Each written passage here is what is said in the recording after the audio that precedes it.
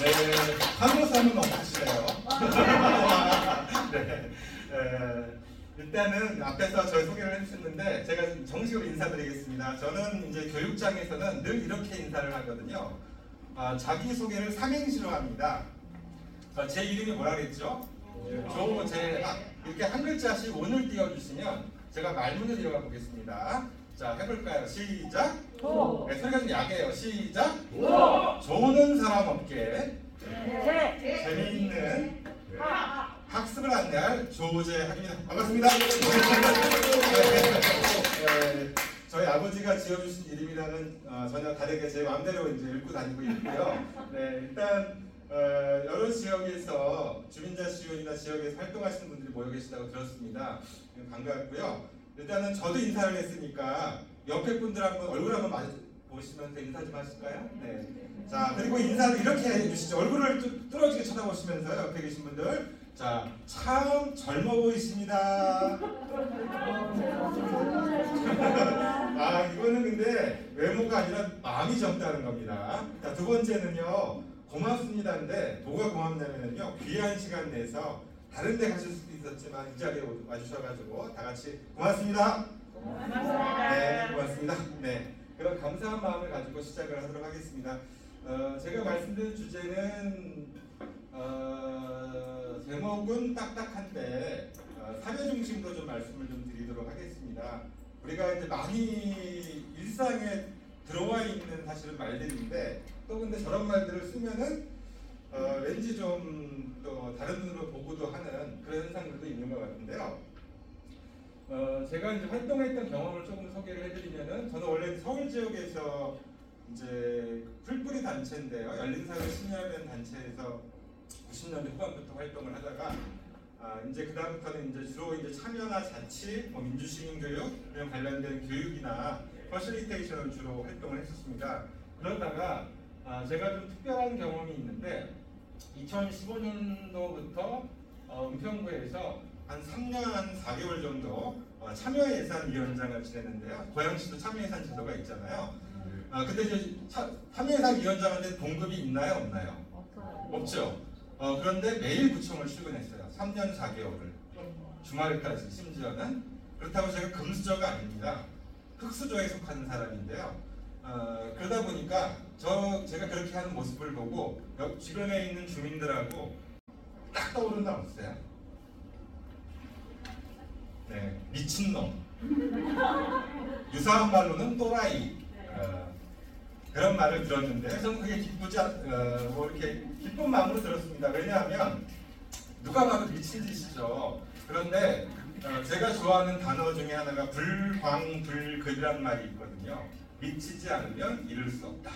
미친놈 소리 듣는 거 괜찮았고요. 제가 이제 그렇게 사실 굉장히 무리한 선택을 한 이유는 뭐냐면 이렇게 교육을 하고 지역의 분들 가끔씩 만나고 여기서 어떤 방향을 얘기하거나 이론적인 얘기를 하는 거는 그렇게 어렵지가 않습니다. 근데 실제로 구체적인 현장에서 그걸 만들어가는 건 굉장히 어려운 일이잖아요. 그러다 보니까 그 일을 하기 위해서 그만큼 많은 이제 공수가 들어가서 그런 일을 했고, 그러다가 도저히 이제 한계치에 와가지고 빚도 이제 더 이상 낼 데도 없고 그러던 차에 2018년 가을부터 재작년 연말까지 구청에 이제 대학직 공무원으로 5급 과장 대우를 받고 협치조정관이라고 하는 직제가 있는데 주로 민과 관의 어떤 중간자 역할을 하는 거거든요. 주민들이 막 예를 들면 제안한 거를 행정에서 검토를 하는 경우가 많잖아요. 근데 행정에서 검토를 할 때 가급적 되는 방향으로 검토를 하나요? 안 되는 방향으로 검토를 하나요? 안 되는 방향으로. 그러면 그거를 주민들하고 연결해가지고 같이 테이블을 만들어서 그걸 협의해서 서로가 좀 좋은 방안으로 갈 수 있도록 하는 걸 포함해서 민과 간의 협력을 촉진하는 그런 역할을 하다가 그게 제가 적성에 안 맞아가지고 때려치고 작년 초부터 다시 이제 현장을 복귀해서 활동을 하고 있습니다. 제가 말씀드릴 주제는 민주주의와 지방자치, 두 번째는 주민참여와 주민자치, 마을자치, 두 번째가 제일 양이 많은데요. 주로 사례 중심으로 말씀을 드리고, 세 번째가 어떻게 하면은 주민참여 혹은 시민참여를 지역사회에서 활성화할 것이냐, 그런 방안하고 그 다음에 마감하는 얘기 이렇게 진행하도록 하겠고요. 과정에서 뭐 질의응답을 하거나 이런 시간들도 좀 뒤쪽에 갖도록 하고 그 다음에 진행하는 과정에서 진짜 궁금하신 게 있으시면요 하시라도 여기 손을 들고 얘기하시면은 같이 말씀 나누도록 하겠습니다. 자, 첫 번째 민주주의와 지방자치 우리가 사실은 학교 다닐 때 다 배웠던 건데요. 근데 어떻게 보면은요 저도 이제 올해 이제 56인데 나이가 그 전후의 분들이 좀 주로 계신 것 같아요. 선생님은 좀 젊은 축에 속하시는 것 같고, 근데 저희 세대가 배웠던 민주주의에 대한 어떤 교과서 내용들은 사실은 현재하고는 굉장히 좀 차이가 많이 있는 것 같아요. 그래서 저희가 민주주의를 배울 때 여러 가지 이제 옛날 관념으로 많이 배웠던 것 같은데, 그러니까 우리가 민주주의나 지방자치에 관해서 우리가 굉장히 지금 익숙하게 그 체제 안에 살고 있는데, 하지만 익숙하지만 비정상적인 상황들이 여러 가지가 있다는 겁니다. 익숙한데 이게 문제가 있는 건데도 잘 문제인지를 못 느끼는 그런 경우들이 있다는 건데 몇 가지 말씀드리면은 일단 우리나라 이제 헌법에서는 사실은 이제 주권재민 자 주권재민이라고 하는 게 뭐죠? 대한민국의 주권은 국민에게 있다는 거죠. 민주공화국이고 그 다음에 모든 권력은 국민으로부터 나온다 이렇게 규정을 했는데 그래서 굉장히 헌법 내용을 보게 되면은 이런 굉장히 선진적인 그런 원리를 채택을 하고 있었으나 근데 현실적인 그 실현 방안으로서는 대의민주주의를 택했다는 거죠. 즉 선거를 통해서 대표한테 맡겨서 우리를 위해서 잘 역할을 해다오. 근데 이게 잘 작동을 하냐는 거예요. 가면 갈수록 이 주민들하고 혹은 국민들하고 이 선출직 대표들하고 정치하시는 분들하고 거리가 좁혀지기는커녕 점점 멀어지는 이런 현상들이 발생하고 있다는 거죠. 이거를 이제 어떻게 그러면 민주주의라고 하는 틀 안에서 이거를 보완해 나갈 거냐 하는 차원에서 참여민주주의나 어떤 직접민주주의 같은 게 보완책으로 중요하게 입각되고 있는데 그래서 주민자치회라든가 참여예산 제도라든가 하는 것들은 이런 참여민주주의 혹은 직접민주주의 제도로 이제 우리의 뜻을 직접 우리가 반영하려고 하는 거 아니겠습니까?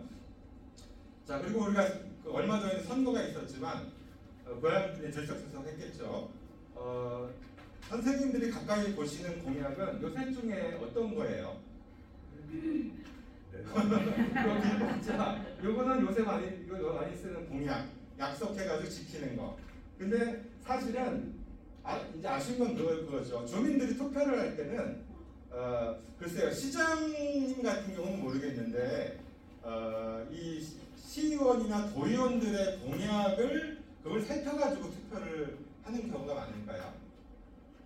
사실은 누구인지도 잘 모르는 상태에서 근데 자기들끼리 정해놓은 거를 막 지키겠다고 또 매니페스토 한다고 막 이러고 있는데 조금 더 제가 생각할 때 바람직하게는 함께 만드는 공약 그래서 지역사회에서 다양한 공론장을 통해서 만들어진 의견들이 그거를 대변하기 위해서 정치를 해야 되는데 그게 이제 겉돌고 있는 이런 문제들이 있다는 거죠. 그래서 저는 함께 만드는 공동의 공약으로 발전해야 되지 않겠는가. 근데 우리가 많이 보는 건 1번하고 2번 아무튼 그렇습니다.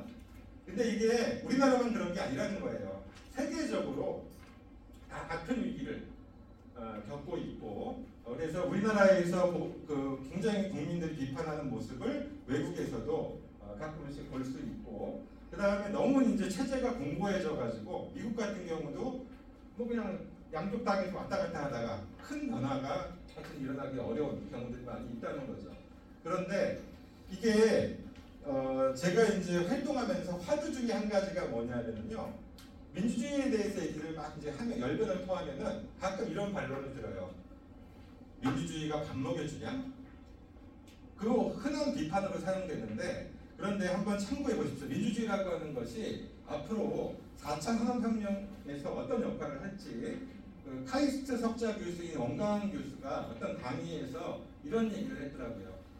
산업혁명의 테스트 베드는 1차 산업혁명 때는 공장하고 회사였다. 영국에 막 아시잖아요. 그런 것들. 2차 산업혁명은 세계대전과 베트남 전쟁. 이 양반은 월남전이라고 표기를 이렇게 했는데 아무튼. 그다음 3차 산업혁명은 그 발상지가 어디죠? 대표적인 곳이 미국의 무슨 밸리? 실리콘밸리. 대표되는 IT 이런 쪽이라는 거죠. 그런데 4차 산업혁명을 우리가 얘기를 하는데 핵심적으로 4차 산업혁명이 실험될 수 있는 장은 다양성이 존중되는 민주주의가 심화되고 고도화되는 그 현장에서 4차 산업혁명이 뽑힐 거다 이렇게 전망을 하거든요.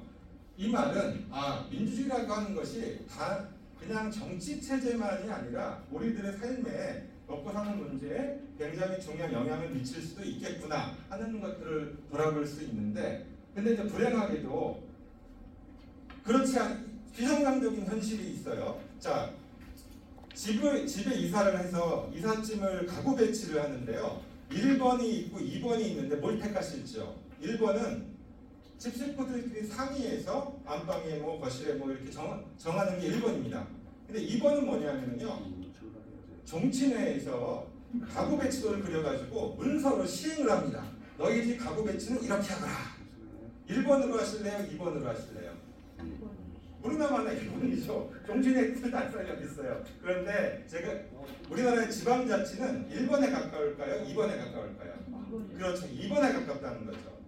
그러니까 사실은 중앙정부에서 너무 많은 걸 가지고 있고 지방자치단체에서는 가지고 있는 게 굉장히 적죠. 그리고 이런 것도 이상하지 않아요? 중앙은 정부인데 똑같이 선거를 통해서 뽑는데 왜 지방자치단체예요?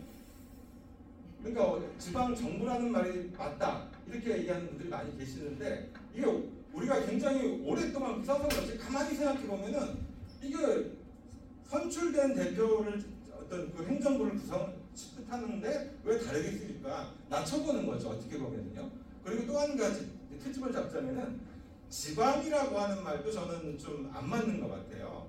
지방은 주로 서울하고 약간 변방 느낌 이런 거잖아요.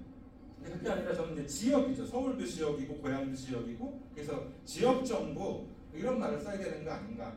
그냥 우리가 늘 쓰고 있는 거지만 그냥 다시 한번 이렇게 이게 과연 맞는가 한번 말씀을 좀 드려본 거라고 말씀을 드리고요. 그 다음에 ER 잔치에 대해서는 많이들 들어보셨겠죠. 지방자치단체가 가지고 있는 예산에 대한 것이 우리나라는 8대2 구조라는 거죠. 우리가 낸 세금의 80%는 중앙정부로, 나머지 20%, 그 중에서도 20%가 다 고양시로 오나요? 중간에 인터셉트 하는 데가 또 있죠. 경기도. 네. 그러니까 이게 늘 지방의 지역에서 구체적인 문제를 해결하기 위해서 혹은 시민들이나 주민들이 요구하는 어떤 문제를 반영하기 위해서는 지방자치단체의 재정으로는 늘 어렵고 늘 도비를 확보한다, 국비를 확보한다 이렇게 해야 되는 거. 이게 정상적인 게 아니라는 거죠. 이게 바뀌는 거. 예를 들어서 가장 전형적인 나라는 미국인데, 미국은 이제 합중국이라고 그러잖아요. 그래서 거기는 기본적으로 세금을 내면은 그 지역으로 귀속이 돼요. 그리고 이 지역 정부에서 할 수 없는 어려운 일들이 있죠. 국방이라든가 외교라든가 뭐 통상 같은 것들 이런 거에 관해서 제한적인 업무에 관해서 그 일을 해달라고 그 돈을 보낸단 말이죠. 근데 우리는 거꾸로 해요. 이게 반대로 돼 있는 거. 그래서 사실은 문재인 정부가 들어서면서 지금 이제 지난 정부가 되어버렸지만 원래 공약으로 얘기했던 거는 뭐냐면 그런 미국처럼 연방제 보금가는 그런 수준의 어떤 자치분권을 실현하겠다라고 했지만 이게 굉장히 더디게 진행은 됐으나 굉장히 더디게. 왜냐하면 그 권한을 가지고 있는 중앙정부나 특히 이제 기획재정부 이런 데서 권한을 내려보내고 싶지 않는 거죠. 그리고 이런 거 있어요. 굉장한 엘리트주의 같은 게 있어가지고 보세요. 참여예산제도 이따 말씀드리겠지만은 정부에서 2011년도에 주민참여예산제도를 도입을 했단 말이에요. 법에다가 딱 못을 박았어요. 모든 지방자치단체는 그렇게 해야 된다라고.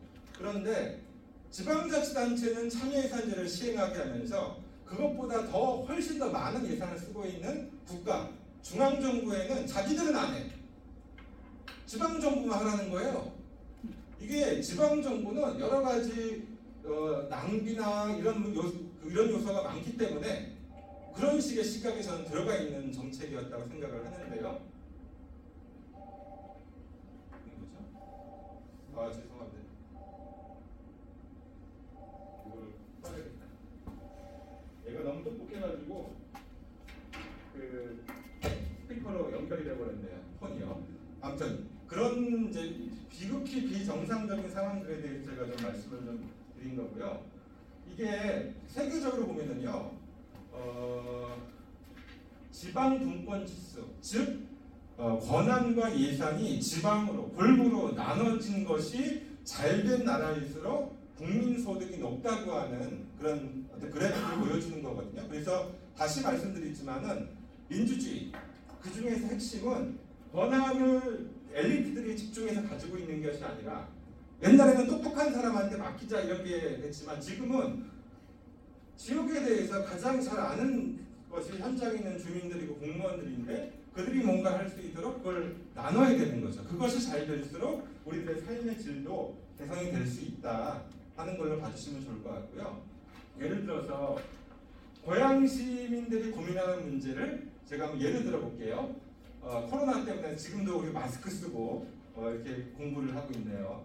또 영상으로도 하고 기후위기 다 같이 겪는 문제고 먹고 사는 문제 그다음에 여러 가지 차이와 불평등에 관한 문제 주거환경, 재난, 자연환경에 대한 문제 기타 막 여러 가지가 있어요.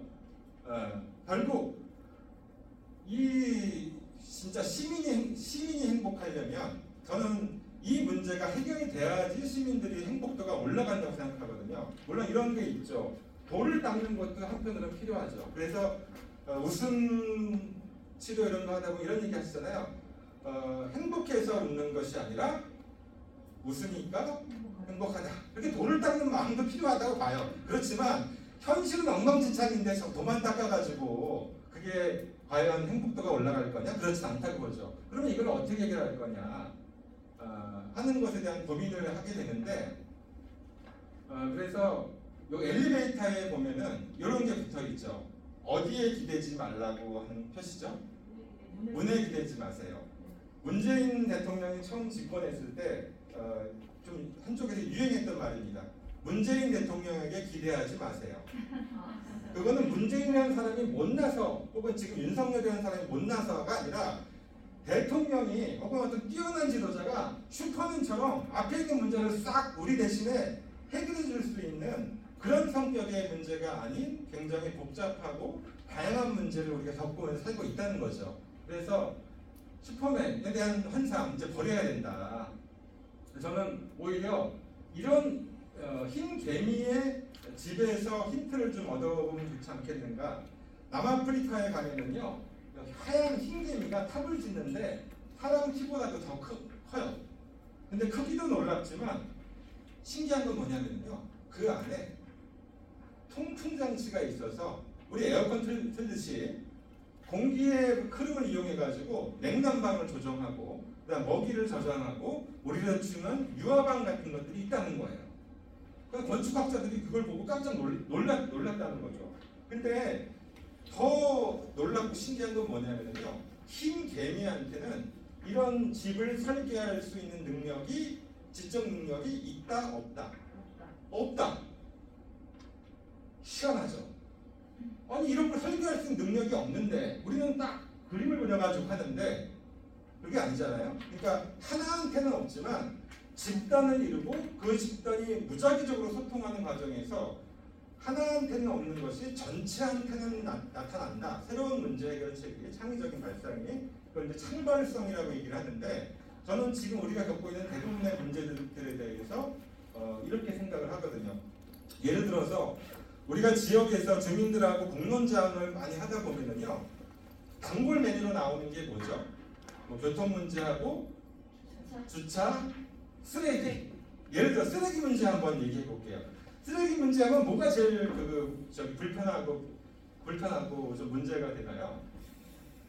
무단 투기하는 거, 그 다음에 분리수거 안 하는 거, 뭐 이런 것들에 대해서 얘기를 많이 하시잖아요. 주로 타깃이 주민들을 많이 향해요. 그런 게 시각이 있거든요. 그게 뭐 그렇다고 틀렸다는 건 아닙니다. 그러면 제가 드리는 말씀은 그러면 주민들만 무단 투기하지 않고 분리수거 잘하면 쓰레기 문제가 해결되는가? 아니잖아요. 일단 어디부터 변해야 돼요?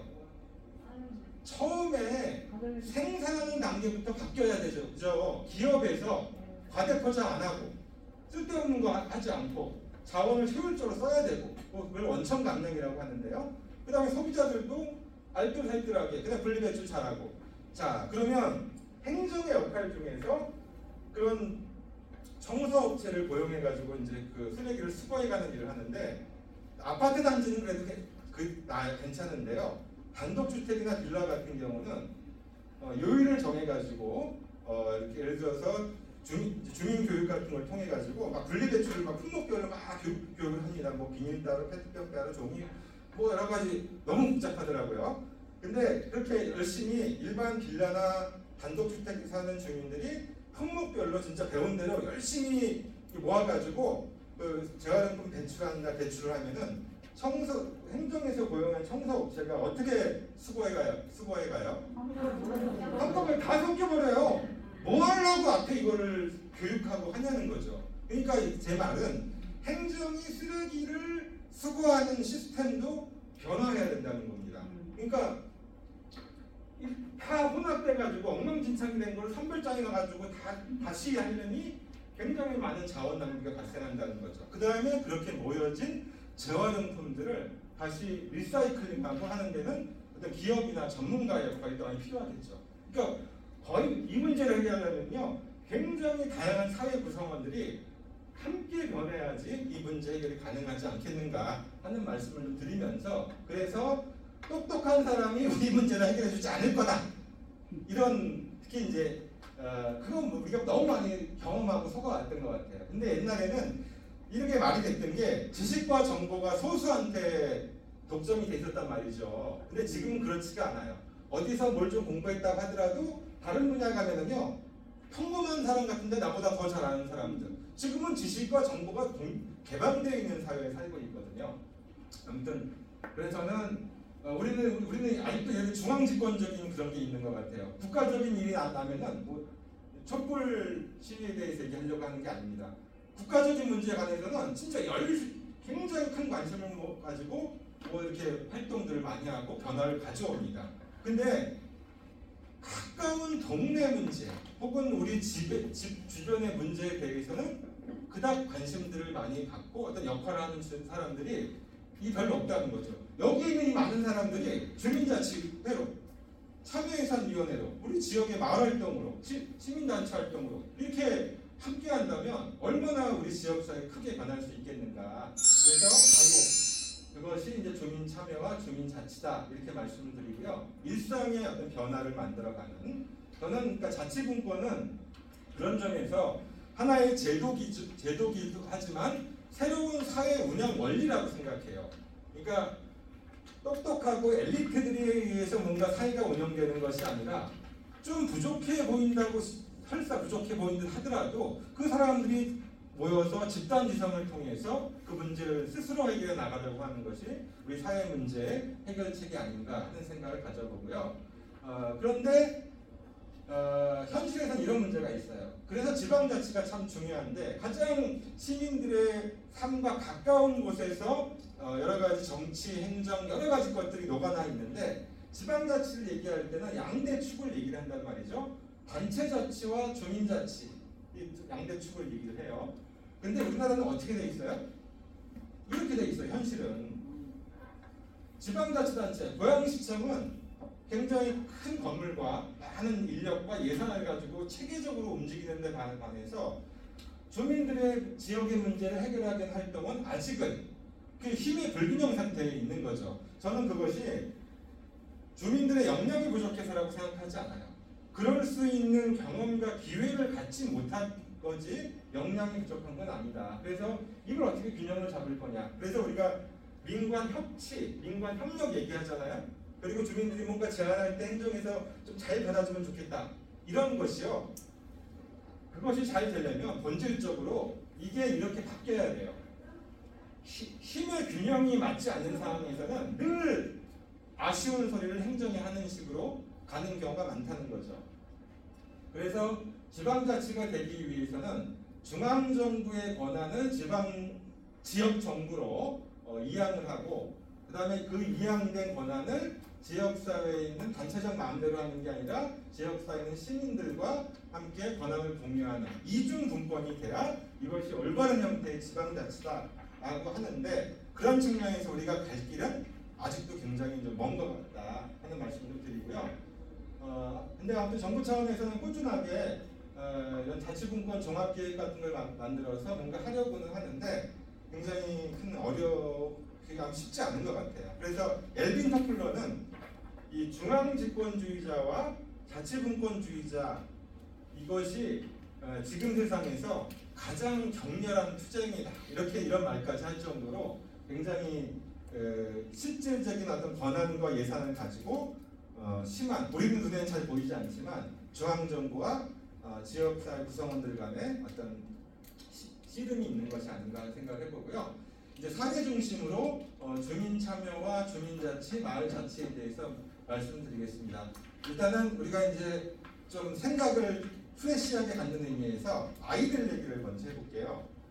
요새 아이들이 우리하고는 참 많이 이제 다르구나 하는 사례 중에 한 가지인데, 아이들이 국립중앙박물관을 정책을 변화시켰어요.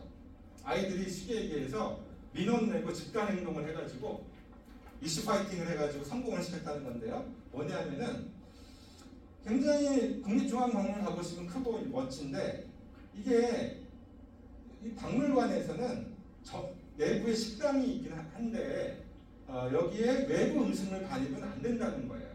그러니까 아이들이 돈이 별로 없으니까 삼각김밥, 도시락, 간식 같은 걸 가져가도 식당에서 먹을 수가 없고 먹을 장소가 없고 밖에서 이렇게 야외에서 먹는다는 거죠. 유물 보존 막 이러면서. 근데 이걸 날이 괜찮을 때는 그래도 괜찮아요. 요새 같은 땡볕이거나 비가 오거나 눈이 오거나 추우면 어떻게 해요? 그러니까 이걸 아이들이 초등학교 5학년 아이들이 문제의식을 가진 겁니다. 이렇게 외부 식당이 있는데 여기는 외부 음식 반입 금지인 거예요. 그래서 이제 민원을 낸 거예요. 아이들 몇 명이 모여가지고. 그리고 근데 이제 반응이 시원치 않죠? 그래서 이걸 가지고 실제 아이들이 막 모여가지고 팀을 짜가지고 인터넷도 뒤져보고, 우리 같은 생각을 하는 게 우리들만 그런 건 아니지 않을까? 그랬더니 평평한 언니 오빠들이 낸 민원도 있고 막 그렇다는 거예요. 그런 의견들을 막 모아가지고 담임 선생님하고도 상의하고 엄마 아빠한테 얘기하고 한 3개월 정도를 이걸 가지고 열심히 서명운동도 받고 막 이렇게 한 거예요. 그러니까 되게 아마 부모들이나 선생님이 굉장히 보이지 않지만 굉장히 중요한 역할을 해주셨을 거라고 생각했는데, 아무튼 아이들이 스스로 가고 어른들은 그걸 도와주셨던 것 같아요. 그래가지고 애들이 민원을 얘기할 때 예를 들어서 요 즈음에 어떤 일이 있었냐면요, 요새는 이제 국립중앙박물관에서 그 무슨 만찬을 하는 것 때문에 시끄러웠잖아요. 당시에는 그 대통령 영부인이 여기서 이제 만찬을 했다는 거예요. 한 지가 얼마 안 됐거든요.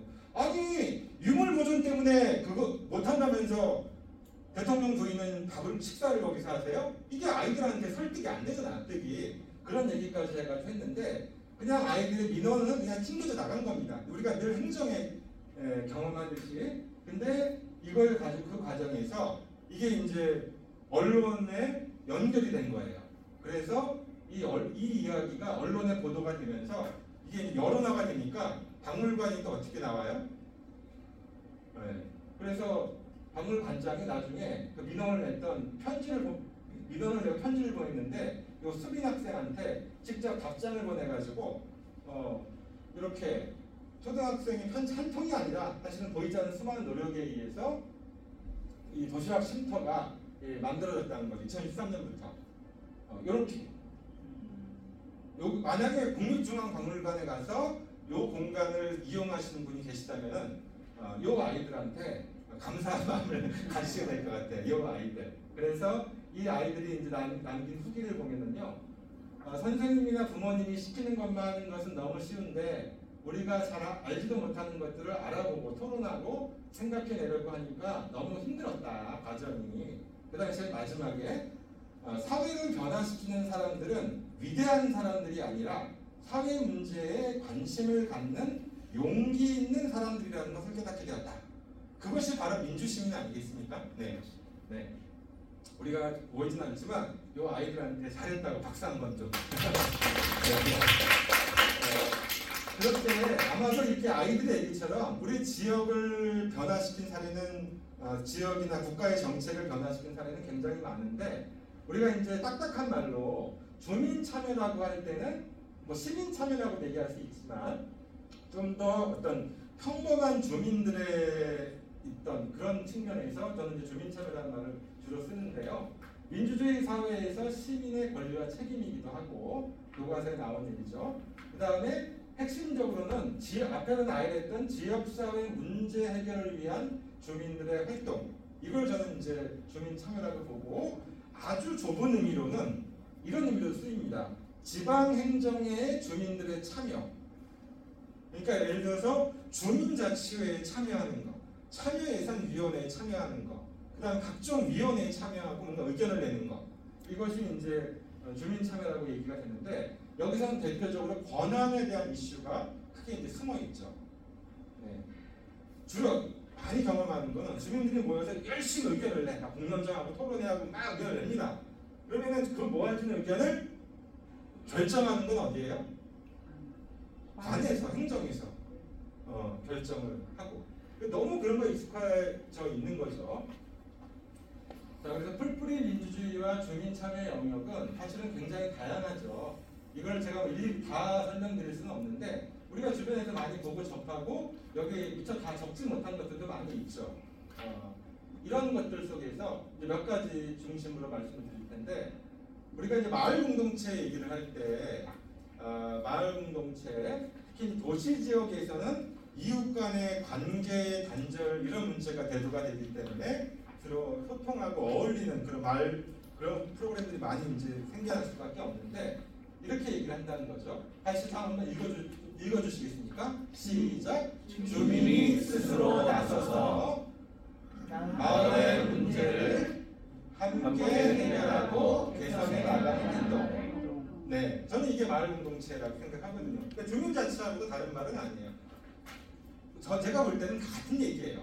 뭔가 그 문제를 느끼는 거에 대해서 그 규모를 가지고 뭐 어떻게 구분할지는 모르겠지만 같은 맥락의 얘기라고 생각했는데 근데 그래서 뭐 이런 아파트에서 변화를 만들었던 아이의 사례나 그 다음에 성북구의 어떤 동행 아파트 경비 아저씨들을 고용 피고용의 관계가 아니라 동행하는 파트너 관계를 보는 이런 사례 같은 것들을 많이 얘기를 하는데 제가 여기서 이제 또 하나 의문을 좀 하나 던져봤습니다. 근데 마을 공동체 활동과 관련된 얘기를 하다 보면은요, 꼭 무슨 얘기가 나오냐면은요, 마을 공동체를 회복하자 이런 얘기가 나오거든요. 근데 회복일까요? 창조일까요? 회복인 것 같아요. 자, 그러니까 이게 저는 한번 생각해 보자는 겁니다. 농촌 공동체로 돌아가자는 얘기일까요? 그리고 이런 얘기 많이 하죠. 이웃집에 숟가락이 몇 개인지도 알았던 그런 긴밀한 사이.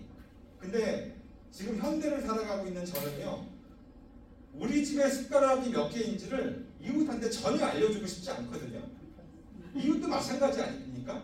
근데 그런 얘기들을 막 그렇게 하는데 저는 그런 것이 아니라 새로운 어떤 공동체를 만들어 나가는, 사실은 과거의 농촌 공동체는 집단만 강조가 됐지, 가족, 공동체가 강조가 됐지 사실 개인이라고 하는 존재는 별로 의미 부여를 못 받았거든요. 그냥 거기에 복무하는 것 같은 거였거든요. 근데 지금은 세상이 바뀌어가지고 그런 게 아니라 개인과 집단 간의 어떤 조화를 모색하는 것이 저는 새로운 마을 공동체라고 생각하는데, 네, 우리가 있어서 내가 빛날 수가 있고 내가 있어서 우리가 아름다울 수 있는 그런 어떤 새로운 관계의 질서를 만들어 나가는 것이 마을 공동체라고 생각을 하고요.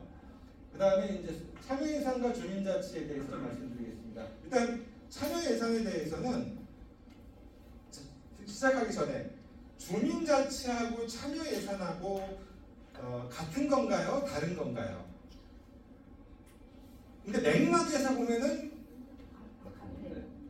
근데 이게 마치 굉장히 다른 것처럼 얘기가 되는데 제도적으로 우리는 근데 낱개 것을 관통하는 어떤 맥락 같은 걸 보고 한번 봐주시면 좋을 것 같은데 자, 이 동영상은요 2015년도에 제가 이제 참여예산위원장 활동하는 시절에 이제 은평구의 참여예산 사례를 KBS에서 신뢰라고 하는 테마를 가지고 지자체와 주민들 간의 신뢰에 대한 어떤 이슈를 가지고 은평구 참여예산을 다룬 장면이 있는데 그 동영상을 잠깐 보시겠습니다. 2015년도에요. 7년 전.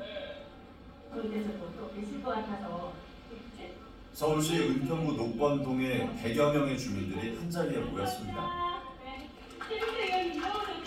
2016년 지역사업을 최종적으로 선정하기 위한 주민총회가 있는 날이죠. 녹번동 주민이면 누구나 참여해 투표권을 행사할 수 있는 자리입니다. 포함해서 3명 중에서 하나만 택하시는 겁니다. 자, 제안을 해주실 분은 우리 녹번동 주민이시고 김진창 선생님이신데요. 김진창 선생님이신데 일단 앞에 한번 보시겠습니다. 안녕하십니까. 오늘 올라온 두 개의 안건은 주민들이 제안한 사업들 중 오랜 기간 토론과 투표를 통해 최종 후보가 된 사업들입니다. 생태계 다리 좋은지도 알아요. 백년산 좋은지 압니다. 근데 내 다리에 힘이 없고 제가 제안하고자 하는 것들은 우리 골목에 우리 마을이 조금은 작은 변화가 좀 있었으면 좋겠다는 바람으로 좀 제안을 해봤는데 자, 설명하겠습니다. 제가 하나, 둘, 셋, 설명을 얘기하면 되겠죠? 2011년 지방재정법이 개정되면서 참여 예산 제도가 도입된 이후 은평구는 적극적으로 참여 예산 제도를 시행하고 있습니다. 먼저 들어주세요. 자, 주민 참여 예산 제도는 예산의 투명성과 효율성을 높이기 위해 지역 주민이 예산의 편성 과정에 직접 참여하는 제도입니다. 어쩌면 현재까지는 유일하게 주민들한테 어떤 권한, 돈에 관한 결정 권한을 부여한 게 참여예산 제도거든요. 그래서 그런 신뢰 사회로 가는데 굉장히 중요한 어떤 제도, 또 이것이 또 그 지방재정법에 의해서 전국적으로 의무적으로 하게 되어 있기 때문에 우리 사회를 어떤 생활권 단위로부터 변화시켜 나갈 수 있는 굉장히 중요한 어떤 출발이 이제 시작되고 있다. 이렇게 저는 이제 이해하고 있습니다. 그동안 은평구는 주민들이 제안하고 선정한 안건으로 다양한 사업들을 시행했습니다. 그 결과 주민들에게 실질적으로 도움이 되는 사업이 늘었고 예산은 투명하게 진행됐죠. 적극적인 참여와 소통은 지자체에 대한 주민들의 신뢰를 높였습니다.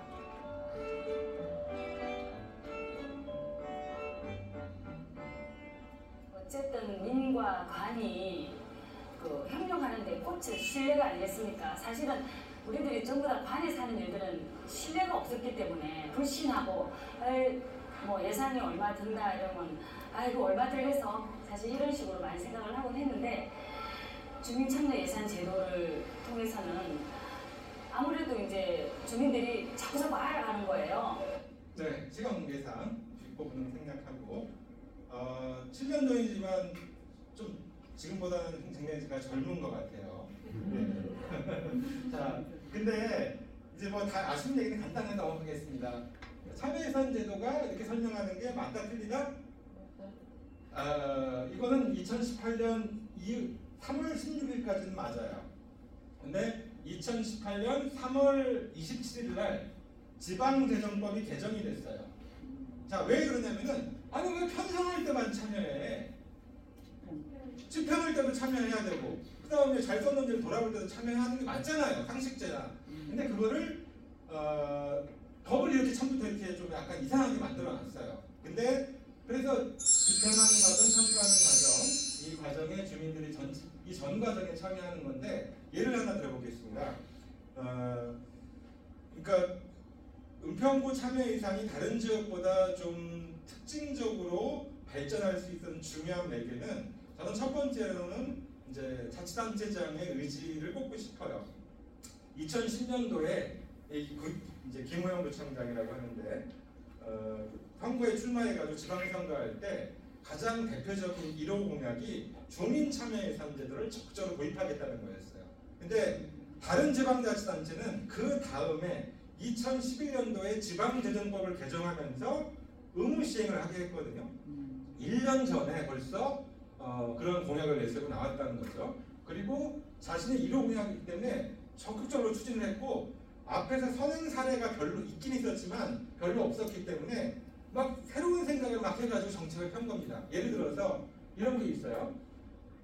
참 이제 100%잘 시행되는 건 아니지만 2013년 2월 달에 구청장이 그 공무원들한테 지시를 합니다. 앞으로 은평구에서는 모든 관급 공사를 할 때 시설 공사나 보수 공사 뭐 이런 걸 할 때 주민 설명회를 3회 이상 개최하고 반드시 주민들의 의견을 수렴해라, 반영해라 이렇게 지침을 내립니다. 법에 나와 있는 건 아닌데 근데 그런 과정에서 이 신사이동에 산세마을이라고 하는 좀 알려진 마을이 있는데 마을을 정비하는 과정을 주민들한테 설명을 하는 거죠. 같이 주민들하고 협의를 하고 근데 파워포인트를 가지고 설명을 하니까 보도블록 예를 들어서 주민들이 잘 못 알아먹겠다 이거예요. 직접 갖고 와서 직접 눈으로 보고 두들겨 보고 걸어도 보고 이렇게 해다오 요청을 해가지고 행정에서 그걸 갖다 놓고 주민들이 모여가지고 335 의견을 모았거든요. 주민들이 결정을 했어요. 결정 권한을 위임했어요. 여러분들 위한 거니까 스스로 선택하시라. 근데 이게 재밌는 결과가 나왔습니다. 행정에서는 기왕 하는 거 좀 시각적으로도 멋지고 좀 비싸고 좋은 놈을 쫙 깔아주려고 했거든요. 근데 주민들이 마을회의를 통해서 결정한 거는 제일 저렴한 보도블록을 선택했어요. 제일 싼 거를. 왜 제일 싼 거를 선택했을까요? 다시 바꾸니까. 뭐 다시 바꾸는 것도 있을 수도 있지만 더 중요한 거는 주민들이 어떤 전문가들보다도 대통령이나 구청장이나 무슨 뭐 건축학자 이런 사람들보다도 더 잘하는 게 있어요. 뭐죠? 자기 동네에 대해서는 그 주민들이 제일 잘 알아요. 이 동네는 산동네고 비탈길이 많아요. 노약자와 어르신이 많고 그러니까 비가 오거나 눈이 올 때 이 보도블록이 어떤 기능을 해줘야 돼요? 미끄러지지 않는 거. 그것이 공교롭게도 가격이 쌌다는 거죠. 그러니까 늘 관심법으로 주민들은 이걸 원할 거야 이렇게 하는 게 아니라 직접 소통하고 권한을 위임하고 하면은 이렇게 변화가 될 수 있다. 그래서 저는 제가 생각하는 참여예산 제도는 주민들이 제안하고 선정하는 뭐 주민 제안 사업만이 아니라 그 핵심적인 요소 중에 한 가지는 이런 거라고 생각해요. 구청에서 뭔가 일을 할 때 예산을 사용할 때 시민들의 의견을 반영할 수 있는 구조와 틀 프로그램을 만들어 나가는 것 이렇게 생각을 하는데요. 그래서 2018년 3월 27일 날 원래는 지방 예산 편성 과정의 주민 참여라고 규정이 되어 있던 게 편성 등 예산 과정, 예산 편성, 집행, 평가 이런 과정으로 지방재정법이 바뀌었는데 이게 이제 지방자치단체마다 적용이 굉장히 좀 더뎌요. 그래서 제가 고양시 상황은 정확히는 모르겠습니다만은 대개 이런 거죠. 아니 전체 예산의 주민들의 목소리를 반영하려고 노력을 해야 되는데 예산에 0.몇% 떼어가지고 0.몇 %밖에 안 돼요. 그거를 주민자치회든 참여예산위원회든 주민들이 결정하게 하는 게 참여예산의 다다? 그건 아니라는 거거든요. 그래서 유엔에서는 이렇게 규정을 하기로 했습니다. 참여예산 제도를요. 같이 한번 읽어주시죠. 자, 시작. 예산을 인간개발의 우선순위를 두는 방향으로 재조정하고 행정의 투명성을 보장하는 가장 혁신적인 방법 중에 하나. 이렇게 참여예산 제도를 높게 평가하는데 우리가 체감하는 거랑은 조금 거리가 있을 수는 있는데 이게 왜냐하면 제도가 우리는 굉장히 제한적으로 시행되고 있기 때문인데 세계를 바꾼 10대 혁신에 뽑히기도 했습니다. 참여예산 제도가.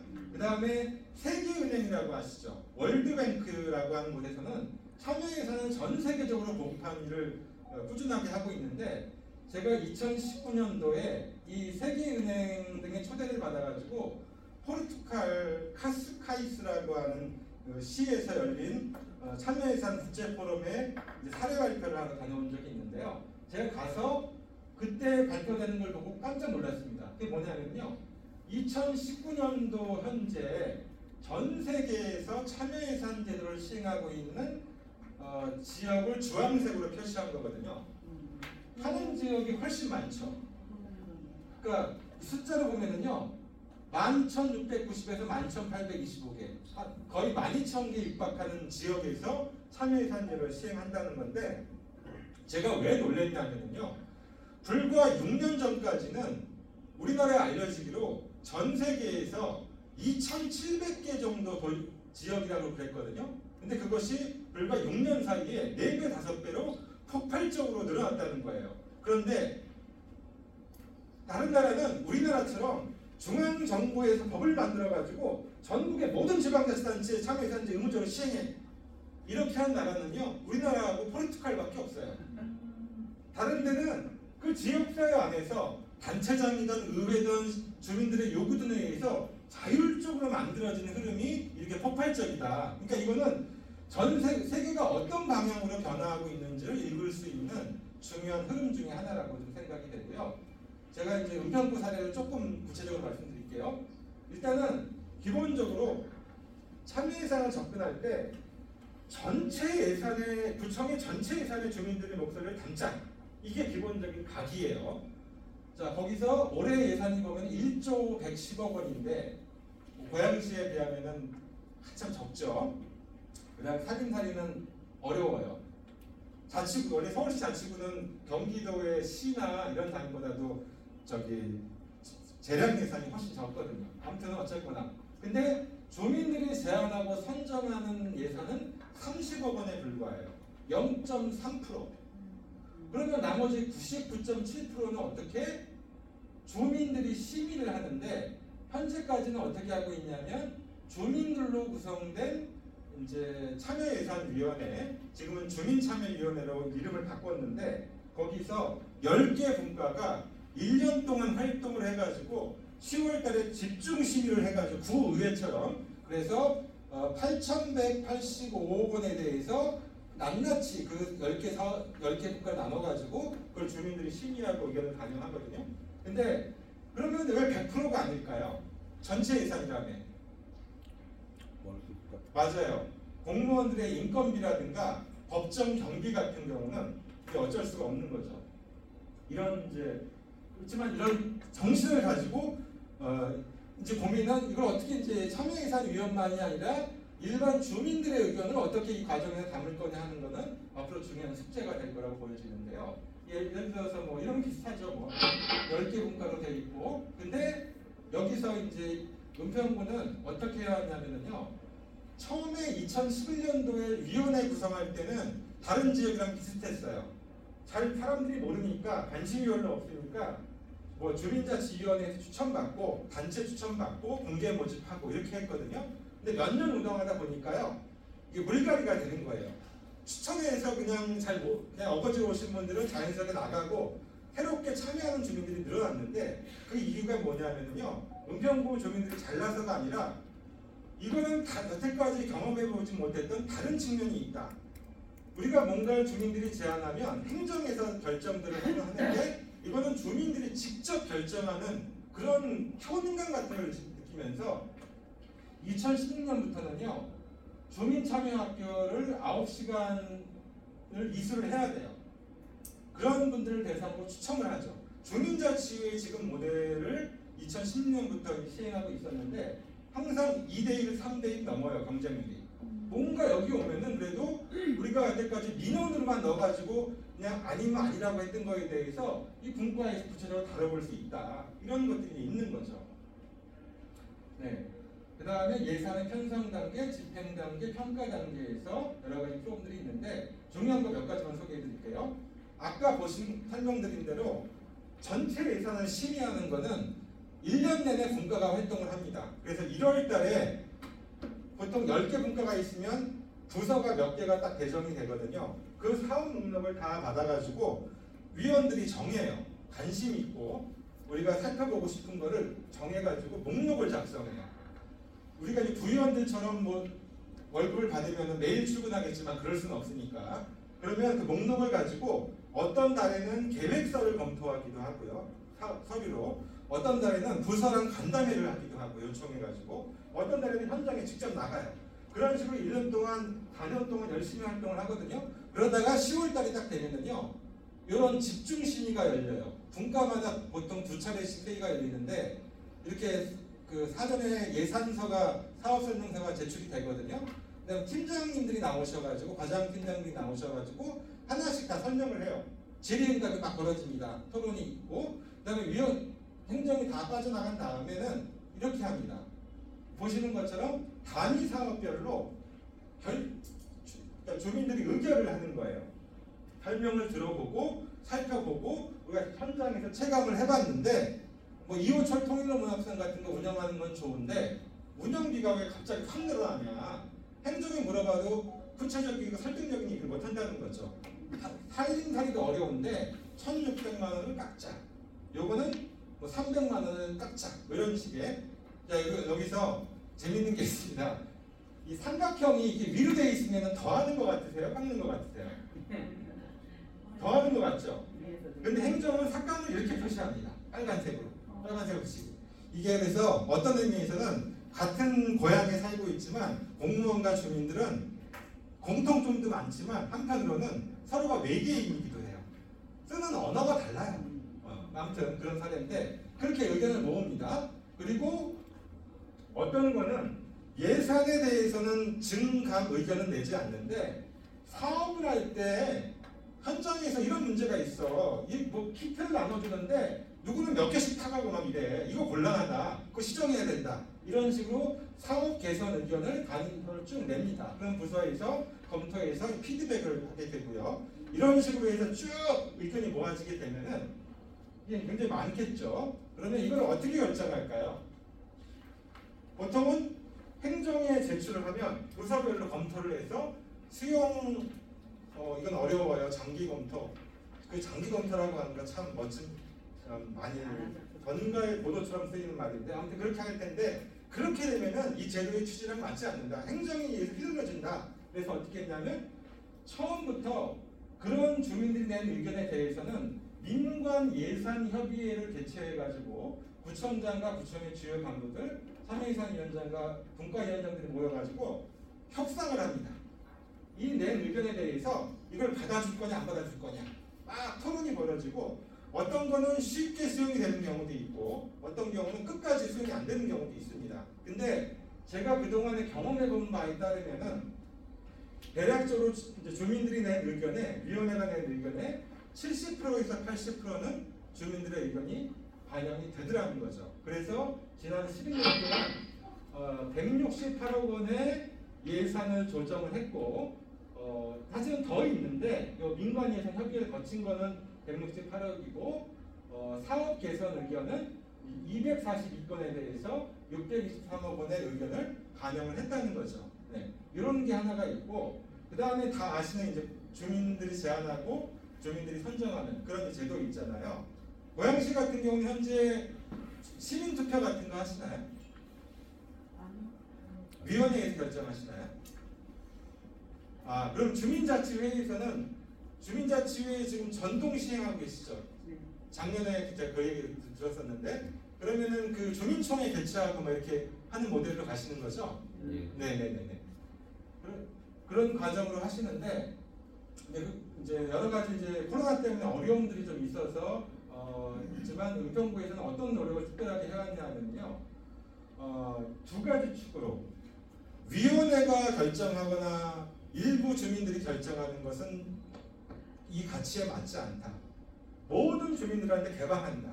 그래서 은평구가 2011년도에 참여예산 관련해서 전국 최초의 주민총회를 열었고 2012년도에는 또 문제의식을 가진 거예요. 아니 주민총회 오는 사람들은 옛날 우리 활동하는 그 주민들을 위한 낮은 시간 되는 분들밖에 더 보시겠어?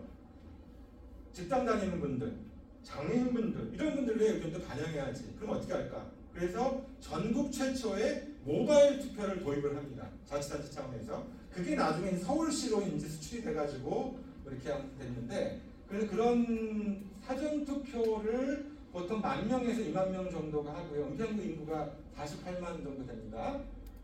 그 다음에 총회 투표는 이렇게 2시간 정도 원탁 회의를 통해서 코로나 이전까지는 이런 방식으로 진행을 했었어요. 그래서 이거는 이제 50대 50 비율로 숫자는 많지만 여기는 이제 좀 아쉬운 점이 구체적인 내용 같은 걸 살피지 않고 이렇게 약간의 선호도 투표처럼 하는 의견.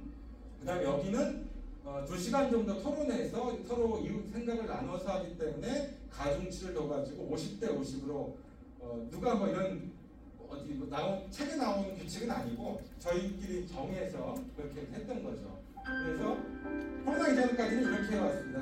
어떤 단체나 소수 주민들 위주로 제한이 되고 그것 결정되는 이런 이제 문제가 있었고요. 사업이 아니라 큰 방향성을 결정하는 과제로 바뀌게 됐어요.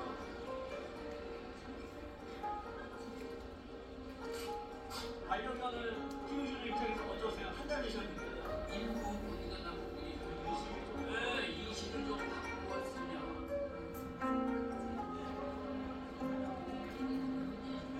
예산관리를 열어보겠습니다. 주민 참여로 안전한 경로 만들립니다.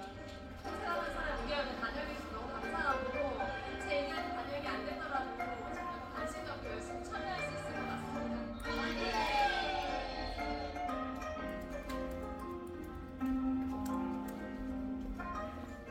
그런데 이제 코로나가 이제 닥쳤잖아요. 어떻게 할까? 이것이 처음에는 약간의 어떤 동원형의 주민총회와 모바일 투표에서 점차로 자율적인 방향, 그다음에 토론하는 문화, 민주적인 문화를 만들어가는 방향에 일종의 주민축제처럼 자리를 잡아나가고 있습니다. 2017, 2018, 2019 이렇게 되면서 이게 이제 어려워졌잖아요. 그래서 이제 방법을 바꿔서 그러면 그 정신과 가치를 살려보자라고 해서 전국 최초로 온라인 주민총회하고 온라인 수기단을 운영하는데요. 그 과정을 한번 잠깐 보시겠습니다. 요거 보시고 잠깐 쉬었다가요. 주민들은 네. 어떻게 행복해질 수 있을까요? 이 오래된 질문에 새로운 답을 찾기 위해 오늘도 발로 뜁니다. 언제 어디서나 누구나 쉽게 은평구의 직접 민주주의를 실현하기 위한 야심작 온라인 수기 공론 지금부터 소개해드리겠습니다.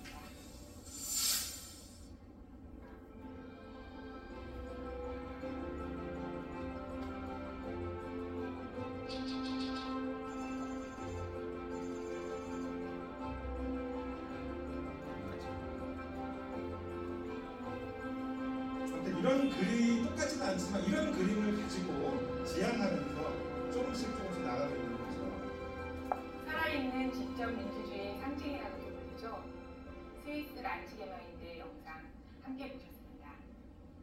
지역 주민들이 행복해지는 법을 고민하다 보면 주민들의 의견 하나하나에 귀를 기울이는 직접 민주주의의 실행이란 결론에 닿게 됩니다. 정책 결정의 중요한 결정권자이자 권력. 바로 주민들의 목소리를 담는 그릇을 만들기 위해 출발한 은평역 란치마인드. 의제 설정에서부터 해결 방법까지 다양한 주체들이 직접 참여해서 격이 없는 토론으로 의견을 나눌 수 있도록 원탁 토론 방식의 주민총회와 청소년총회를 실시했습니다. 직접 민주주의, 조금은 낯선 이 참여 방식이 처음부터 쉽게 자리를 잡았던 것은 아니었습니다. 공론의 장에서 작은 목소리가 묻히기도 하고 긴 토론 시간 동안 갈등이 증폭되고 결론이 나지 않는 의제도 빈번히 생겨났습니다. 그리고 코로나19라는 국가적인 비상 상황까지 발생했습니다.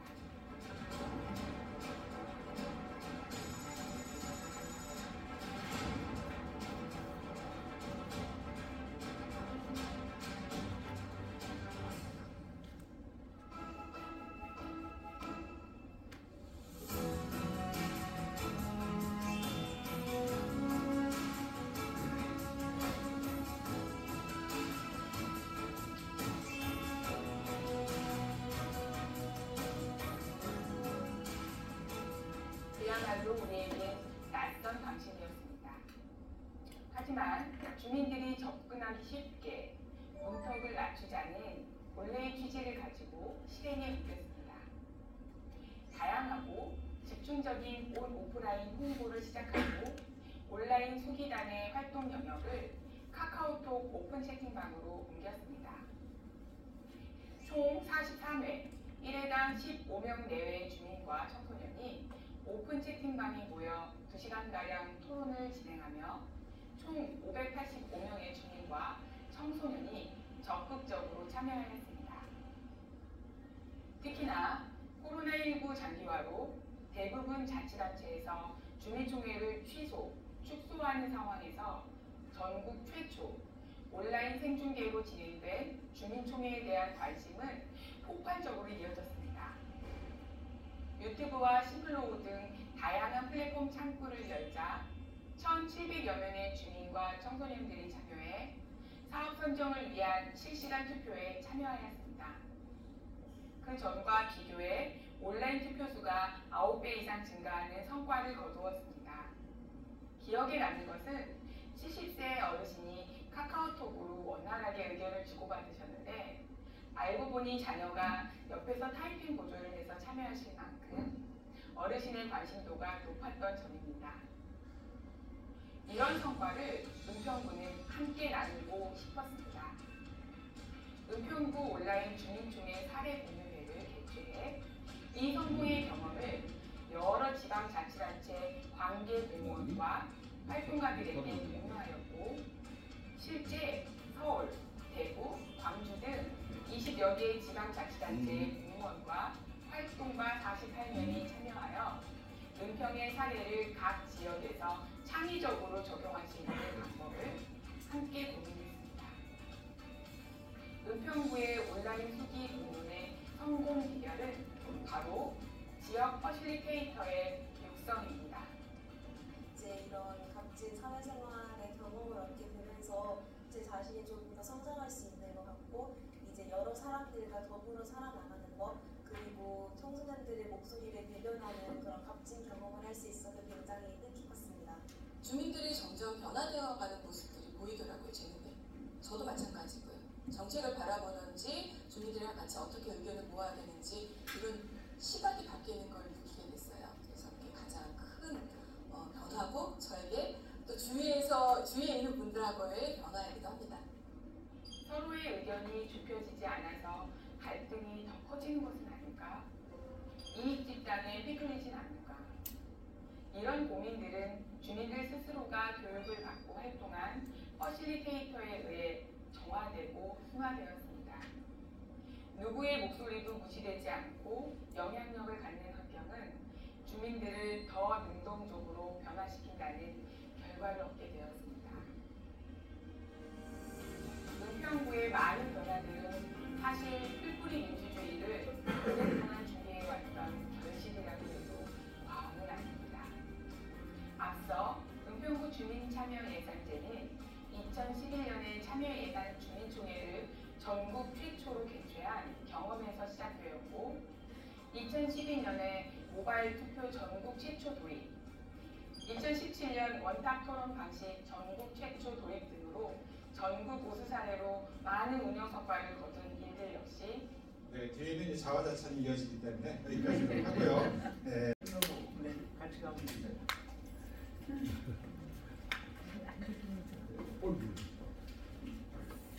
네, 잠깐 이어서 조금 더 말씀드리고 그 다음에 궁금하신 거에 대해서 의견을 나누도록 하겠습니다. 아까 이제 보여드린 장면에서 젊은이들이 많다 하셨는데 사실은 청소년들이에요.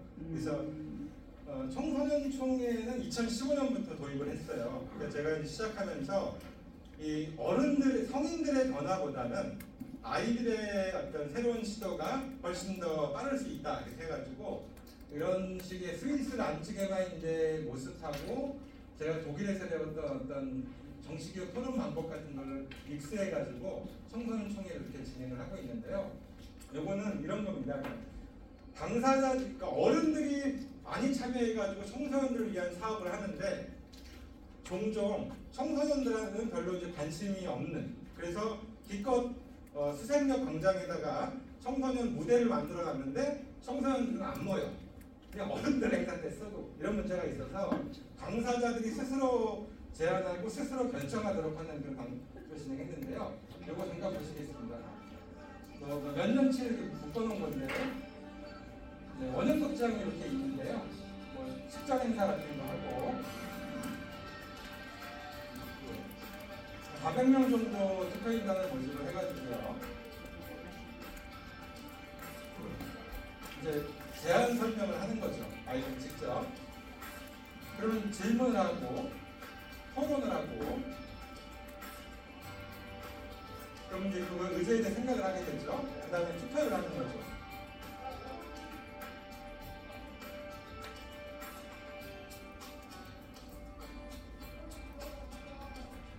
사전 투표 50%, 총액 투표 50%.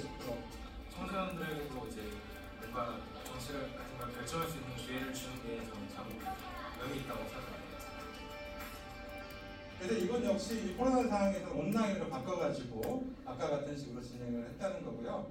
그 다음에 이제 작년부터 일상적인 어떤 주민들의 의견을 서로 제안하고 토론하고 검토하고 투표 실행하는 그 다음에 어떻게 되고 있는지를 한눈에 볼 수 있는 온라인 주민참여 플랫폼을 만들어가지고 참여의 큰 속이라고 하는 거 한번 검색해 보시면 네이버나 이런 데서 나오는데요.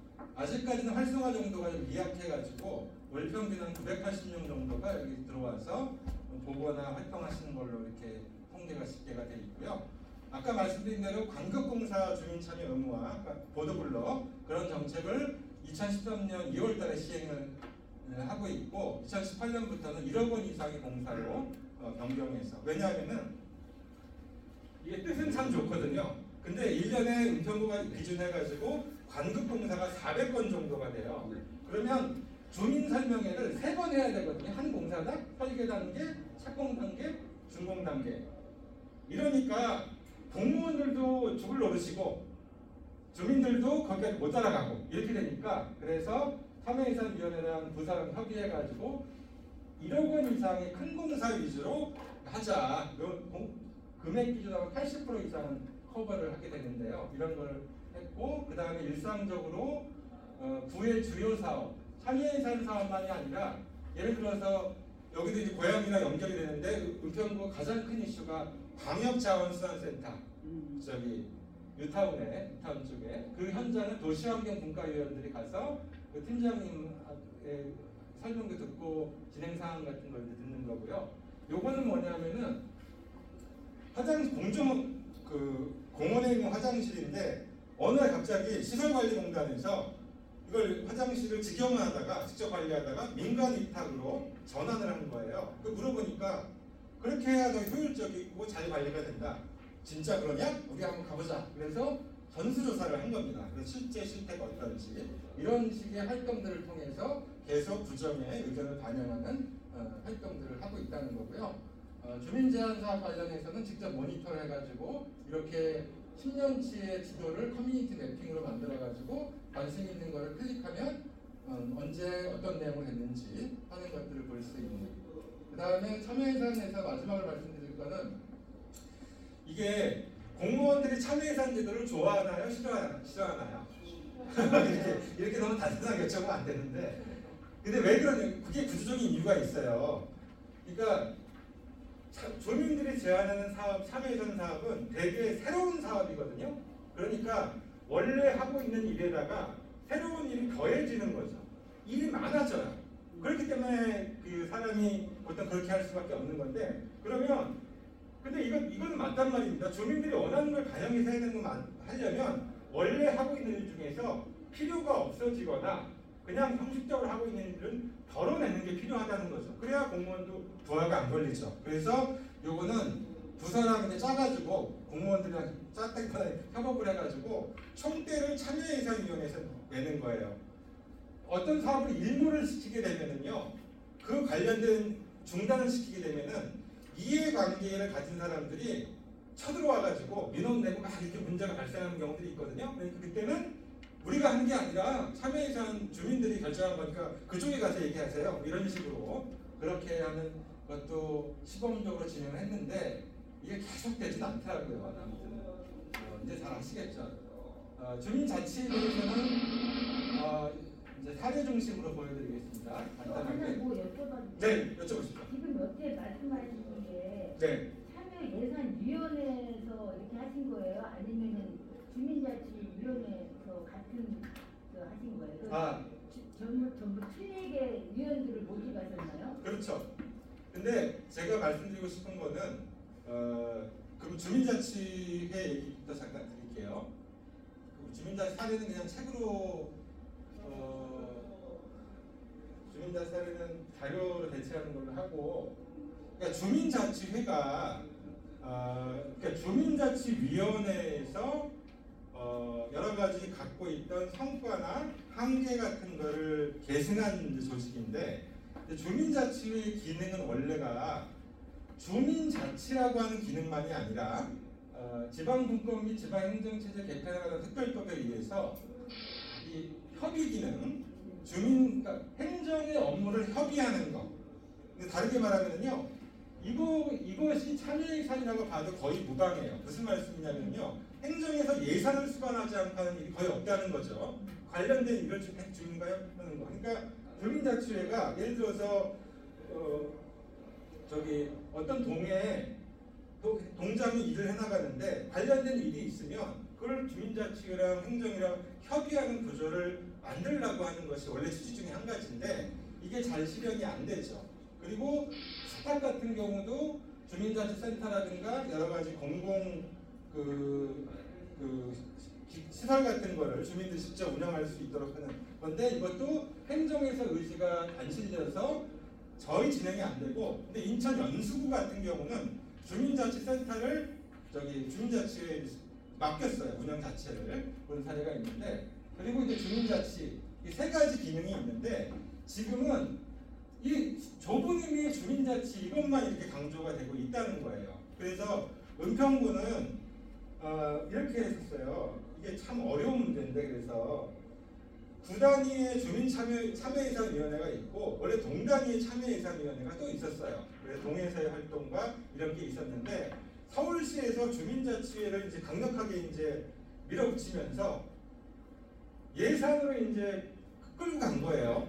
그러니까 은평구에서는 어떻게 할까 고민을 하다가 이게 취지를 살려서 그러면 참여예산이나 주민자치나 다 주민들이 중심이 돼서 주민들이 의견이 반영되고 주민들이 행복한 동네를 만들어보자고 하는 거 아니냐. 그래서 여러분 다 모이자. 그래서 주민자치위원회와 참여예산위원회 또 여러 가지 지역 주민들이 합쳐가지고 주민자치회를 만들었는데, 이게 자꾸 이제 구분이 되는 거예요. 같은 맥락에서 만들었는데 주민자치회는 참여예산하고 주민자치는 다른 거 아니냐, 이런 식의 시각을 가지고 이제 접근하는 그런 문제들이 좀 있는데, 질문하신 거에 대해서 정리해서 말씀을 드리면은 은평구 같은 경우에는 그게 정답은 아니고 구 단위 조직과 동 단위 조직이 유기적인 연계를 맺는 걸 시도를 했는데, 이게 지금은 큰 실패다 이건 아니지만 여러 가지 어려움을 겪고 있다, 이렇게 말씀드릴 수 있을 것 같아요. 따로 모집을 합니다. 네네. 그러니까 이런 거죠. 우리가 동에서 활동을 하다 보면은요, 동에서 주민들의 의견을 모으다 보면은 이게 동 단위에서 해결할 수 있는 문제가 있고, 이게 한 개 동 차원에서 해결되지 않는 문제들이 있잖아요. 시 단위로, 어떤 거는 도 단위로 옆에 있는 그 시군하고 뭔가 같이 해야 되는 이런 문제들이 같이 걸려 있거든요. 어떤 거는 국가 정책이 변해야 되는 것도 있고, 그러니까 사실은 주민들의 원하는 바를 실현한다라고 하는 관점에서 보면 이 동단위, 구단위, 시단위 이런 것들이 서로 유기적으로 연관되는 체계를 갖는 게 굉장히 중요한데, 은평구 같은 경우는 지금 그 측면에서는 성공적인 모델로는 가지 못하고 있는 것 같아요. 현재까지는. 네. 제가 궁금한 게 있어요. 네네. 주민자치회나 네네. 지금 주민참여위원회라고 이름이 어떻게 됐든 간에 주민들의 원하는 안건을 내지 않습니까? 그렇죠. 근데 결국은 이렇게 한다 하더라도 관의 협조가 없으면 이게 불가능한 거 아니에요? 맞아요. 그러면 은평구는 부청장님 나오셔서 진행해 주셨다고 하는데, 네네. 고양시 같은 경우는 소부청님도 계실 거고, 원장님도 계시고, 시정이 돼 있는데 관에서 이런 것들을 뭐 주민들이 이렇게 의견을 냈다 해도 뭐 수정이 못한다고 지금 현재는 소원한 얘기가 될 수 있는 거죠. 그렇죠. 그 이슈가 굉장히 크죠. 예, 그러니까 지금 아무리 뭐 이렇게 주민자치회든 이렇게 주민들을 협박한다 하더라도 결국 관하구가 뭐 이렇게 연결점이 없으면 이거는 아직까지는 지금 뭐 실행 단계에서 굉장히 오래 걸릴 수 있는 얘기가 될 수도 있는 거죠. 그렇죠. 지금 굉장히 중요한 포인트를 짚어주셨는데 사실은 주민들이 참여할 때 지역사회 문제를 해결을 위해서건 봉사를 위해서건 아무튼 행정과 연결된 부분에 있어서는요 주민들이 효능감을 가져야 되거든요. 참여하니까 뭔가 변화가 되는구나 이게 돼야지 참여가 계속되는데 기껏 참여했는데 자꾸 X 이렇게 되면은 이게 힘이 떨어진단 말이죠. 그래서 물론 주민들의 의견이 뭐 100% 다 옳다 이런 것은 아니지만 그거를 가능하면 되는 방향으로 검토하느냐 안 되는 방향으로 검토하느냐는 이거는 사실은 마음먹기 따라 다르거든요. 그래서 공무원들 우리 흔히 이런 얘기 하잖아요. 공무원들 보면서 되는 것도 없고 안 되는 것도 없는 사람들이다. 예를 들어서 은평구도 그래요. 주민들이 반려동물을 많이 키우니까 주민들 공론장에서 참여 예산으로 반려동물을 위한 공원 같은 거를 만들면 좋겠다. 도서에서 검토해가지고 X예요. 근데 몇 년 뒤에 구청장이 지시해가지고 만들어요. 이런 이제 문제를 바꾸는데 그걸 어떻게 했냐면요. 근데 이런 차이는 있습니다. 적어도 은평구의 현재 주민참여위원회는 현재까지는 주민들이 제안한 거에 대해서 그거를 주민투표에 붙일 거냐 안 붙일 거에 관한 최종 결정권은 위원회가 가지고 있어요. 행정도 검토를 하지만 서로 의견이 다른 경우에는 이견 조정 기관을 가집니다. 제가 조정관으로 있을 때는 그거 이제 제가 주관해가지고 부서하고 주민들을 만나서 협의해서 안을 만들었고 그러니까 제가 그냥 야사 같은 건데 2015년도에 참여예산위원장을 처음 시작했는데 그 전부터 쭉 관계는 가지고 있었어. 교육하고 뭐 이런 걸로. 근데 주민들이 제안을 했는데 포사에서 자꾸 XX를 하는 거예요. 근데 이유를 보는데 이게 타당하고 충분히 납득이 잘 안 되는 게 너무 많은 거예요. 그래가지고 그걸 협의를 하다가 시도를 하다가 여태까지는 우리가 X했는데 자꾸 제가 이제 거기 태클을 거니까 이제 제가 이제 미운 놈이 되는 거죠. 그리고 그러다가 이제 도저히 이건 안 되겠다 싶어서 제가 어떤 작전상 다 엎어버렸어요. 행정에서 결정한 거 그거는 참고만 하고 위원회에서 행정하고 협의가 안 되니까 우리가 결정해서 주민투표에 상정합시다. 그래서 위원회 동의로 투표에 상정해가지고 그렇게 됐거든요. 그래가지고 이제 구청이 난리가 났죠. 그래서 좋은 뜻으로 미친놈이 아니라 무슨 새끼 뭐 이런 얘기가 엄청나게 많이 했다고 하더라고요. 지가 뭔데부터 해가지고. 근데 한 번은 그렇게 강한 그 자극을 한번 좀 줬었고 그 다음부터는 계속 그럴 수는 없으니까 같이 협의하는. 그러니까 행정의 의견이 맞으면 주민들이 이해하고 수용을 하면 되는 거고 그렇지 않으면 행정에서도 변화할 게 필요한 거고 이런 과정을 만드는 게 필요한 거 제일 중요한 것 같아요 지금. 근데 지금은 이게 주민자치회에서 의제 안건 발굴해가지고 행정 검토를 거쳐서 서류를 받는데 그러면 그거에 대해서 나 이의 있습니다. 이의 제기하고 서로 협의할 수 있는 그런 루트를 만드느냐는 효능감 문제랑 굉장히 직결되어 있다고 생각합니다. 네, 아무래도 주민자치위원들이 많으셔가지고 그런 질문들 해주시는 것 같고, 그러니까 주민자치회는 이게 행정하고 같이 가는 조직이거든요.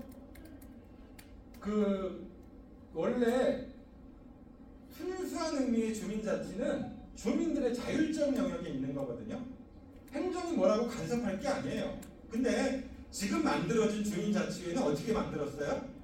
뭐 주민들의 의견을 구하긴 했지만 행정에서 계획을 세워가지고 조례를 만들어가지고 법을 제정해서 주민자치회를 만들어 놓고 주민들을 초대한 거란 말입니다. 초대해놓고 나 몰라라? 근데 이 현상이 너무 심해요.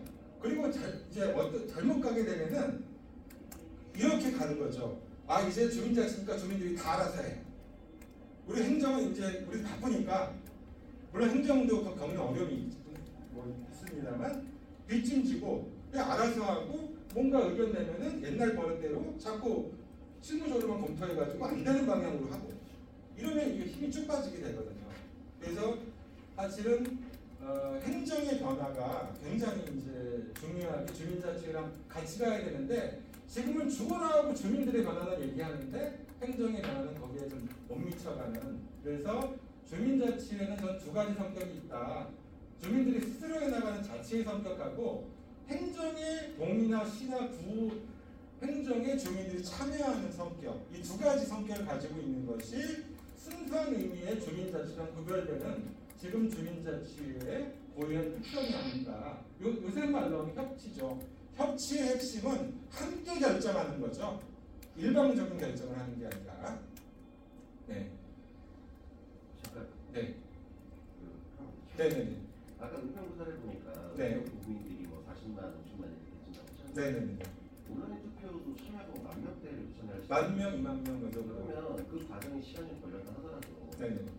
참여를 유도하는 뭔가 행위가 있었을 거 아니에요? 그걸 뭐 네, 있었습니다. 있었고 네네. 그걸 갖다가 뭐 의견을 보니까 뭐 플랫폼도 관시하고 다 이렇게 한것 같은데 최근에 만들었고요. 그 어디서 주도적으로 그걸 하신 거죠? 그러니까 그 일단은 구청의 어떤 예산으로 많이 이제 뒷받침은 구청의 예산으로 되는 거죠. 그러니까 이렇게 말씀드릴 좀 그냥 제 주관적인 건데요. 제가 위원장을 하기 전까지는 주도성이 상당히 행정에 있었어요. 근데 그거를 저는 위원회가 논의해서 위원회가 주도성을 갖는 구조로 바꾸는데 노력을 많이 했거든요. 그래서 위원회에서 어떤 방향을 세우고 계획을 세우면 행정이 그거를 뒷받침하는 체계로 그렇게 투표 참여 유도도 다 행정이 홍보도 주민 같이 하죠. 위원들이랑 같이 하죠. 행정 직원들은 이제 참여 구정팀이라고 참여 예산 다루는 팀이 7명이 있거든요. 원래 정규직 공무원 5명이고 계약직 공무원 2명 참여 예산 위원 중에 들어가서 7명이서 활동을 하는데 그것만 가지고는 안 되니까 위원들이 같이 하는데 그 비화를 하나 말씀드리면은 투표를 가장 많이 했던 것은 제가 활동했던 시기가 아니라 이 활동하기 직전에인 2014년도였어요. 14년도. 그때는 그때까지는 어떻게 했냐면요. 작전이 뭐였냐면 동을 경쟁을 시키는 거예요. 16개 동이 있는데 구에 각 동에서 주민들의 의견을 모아서 행정과의 검토를 같이 협의를 해가지고 2개씩을 올려요. 그럼 32개가 되겠죠. 그럼 32개를 전체 주민투표에 붙여. 그러면 우선순위대로 예산 커트라인을 자르기 때문에 어떤 동은 2개가 다 돼요. 어떤 동은 1개도 안 되는 동이 생겨. 그러면 그 동에는 난리가 나는 거예요. 동장님하고 참여예산 위원들이 그냥 난리가 났죠. 그래서 그 다음에는 어떻게 하냐. 이게 모바일 투표를 하니까 번호 인증을 받으면 되거든요. 처음에는 홍보를 하다가 바쁜 주민들이 홍보를 잘 안 해주니까 아는 사람이 불러가지고 그 번호만 따는 거예요. 그래서 인증을 받고 그리고 저기 지방에 있는 사람한테 전화해가지고 지방에 있는 사람은 전화하는 거는 홍보 차이라도 쳐. 근데 그래서 그런 식으로 해가지고 경쟁을 계속 격화시키는 형태를 가니까 2014년도에는 인구의 한 9.몇 % 정도, 4만 5천 명 정도가 참여를 했었어요.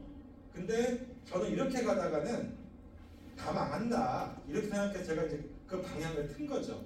그러니까 조금 더 참여의 숫자는 적더라도 우리가 홍보는 열심히 하지만 번호 따가지고 이렇게 하는 거는 하지 않아야 됩니다. 또 그것 때문에도 욕을 무지하게 또 많이 먹었죠. 특히 결정적인 대목은 서울시가 똑같이 운영했거든요. 은평구 그 모델을 보고 좀 잘 가져갔어야 되는데 이게 자치구를 25개를 경쟁시키는 형태로 가다 보니까 자치구에서 동원 투표하고 난리도 아닌 상황이 계속 되는 거예요. 그래서 저는 이제 은평구는 이게 이제 은평구 안에서든 서울시든 우리가 성숙한 시민의식을 가지고 홍보 열심히 해서 시민들이 스스로 하게끔 해야 된다. 이렇게 저는 해가지고 그때 서울시 참여예산 은평구가 그 전까지는 싹 쓸어다시피 했거든요. 왜냐하면 여기는 4만 5천 명을 이렇게 조직하고 동원한 그 경험이 있어요. 근데 그게 2015년도에 제가 위원장 할 때 서울시 전체 1000만이지만 투표에 참여한 분들이 11만이었거든요. 10만 명 조금 넘었거든요. 우리가 그러면 거의 좌지우지할 수 있는데 그걸 또 못하게 해가지고 위원들한테도 욕먹고 아무튼 네 그때는 이제 좋은 의미의 미친놈이 아니고 다른 뜻으로 이제 무슨 놈 이렇게 말씀드렸습니다. 그리고 이제 지금은 어떤 걸 하냐면요, 조금 더 포지티브하게 저는 이제 근본적으로 이런 고민을 하는데 지금 사회가 갈수록 각박해지고 지역 안에서 시민들의 어떤 역할이 저는 점점 그러니까 조한혜정 교수 연세대 사회 사실 조한혜정 교수가 이런 얘기를 하셨던 적이 있는데 갈수록 마을에 여유 있는 사람, 그러니까 꼭 돈이 아니라 뭔가 마을을 위해서 뭔가 할 수 있는 여지가 있는 사람들이 점점 줄어들고 있다. 예를 들어서 응답하라 1988, 1984 이런 쌍문동 이런 그런 시대들이 있었는데 지금은 애들 과외비 내야지 뭐 내야지 학원비 내야지 뭐 하자면서 그렇게 없다는 거죠. 그런 상황에서 잘못하면은 경제적으로 여유 있는 사람들 소수가 지역 주민을 대변하는 형태로 갈 수가 있지 않겠느냐 하는 우려가 있는데 그래서 어떤 주민들의 공익적 활동에 대해서는 그거에 대해서 일정하게 어떤 그거를 뭔가 보상하는 그런 체계를 고민할 필요가 있다. 그래서 그걸 뭐 주민 참여 마일리지라고 할 수도 있고 뭐 참여 소득 이렇게 이런 거 얘기하시는 분도 계시는데 아무튼 그런 식의 대안이 좀 필요한 것 같고 그건 많이 고민을 해봐야 될 대목이라고 생각이 되고요. 그래서 은평구는 큰 건 아니지만 거기까지는 못 나갔고 투표 같은 거 하고 할 때 이제 경품 이벤트 같은 거 해서 1000명 이상 참여하면 100명한테 10,000원짜리 이제 뭐 문화상품권 보내드리고 문화상품권은 아무튼 이런 식으로 15,000명 넘어가면은 얼마 이런 식으로 해가지고 이벤트 같은 걸 하는 정도 그 정도 하고 있습니다. 그게 주민참여 투표할 때 네. 주민들한테 그게 사회하고 써갖고 걸린다고 저희는 못하게 교육을 받았거든요. 조례에 그것이 있으면 돼요. 그래서 그러니까 그게 되는 것도 없고 안 되는 것도 없다고 하는 게 그런 거거든요. 참여 예산이나 주민 참여 은평구는 이제 주민 참여 기본 조례라는 거에 입각해가지고 참여 예산을 폭넓게 해석해서 이제 조례를 만들어놨는데 거기에는 그런 경품을 줄 수 있는 그런 게 없어요. 근데 다른 부서에 홍보 담당관에서 하는 그 관련된 조례에는 그런 게 있거든요. 그러면 그 채널을 통해서 이거를 활용해서 그렇게 시행을 했고 그 이후에는 조례를 개정해가지고 아예 그거를 명문화를 했죠. 방법을 찾아보면은 있을 수 있는데 대개는 자기 부서 안에서 딱 선을 가서 일을 하기 때문에 그게 어렵고 그래서 저는 제도적으로는 그런 어떤 예를 들어서 명칭은 조정관이라고 하는 명칭이 뭐 적합한지는 모르겠지만 뭔가 이렇게 민관을 연결하는 그런 어떤 포지션을 가지고 일정하게 역할하는 그런 공무원 이런 직제 같은 것들을 마련해서 뭔가 그런 창구 역할을 하는 것도 현실적인 하나의 방법일 수는 있겠다. 제도적으로는 이런 생각을 좀 해봅니다. 또 다른 질문 있으실까요? 네. 그러면 지금 설명을 들어보니까 주민 참여 예산위원회하고 그거는 지금 두 단위에서 그렇죠. 진행되는 거고 주민 참여 자치회는 동단위 그래서 지금 진행이 되고 있잖아요. 이게 참여위원회하고 주민자치회가 계속 이렇게 이원화돼서 가는 것이 바람직한 건지 아니면 주민자치회 동에서도 보니까 또 주민참여예산위원회라는 게 동단위에서도 또 구성이 되더라고요. 그러니까 이게 좀 이게 중복되는 부분들이 있어 그렇죠. 보여서 네. 이 두 개가 어떻게 좀 효율적으로 작동이 돼야 된다고 생각하시는지. 저는 사실은 저는 일단 은평구는 아까 제가 그림 하나 다시 보여드릴게요. 이거 뭐 정답은 아닙니다.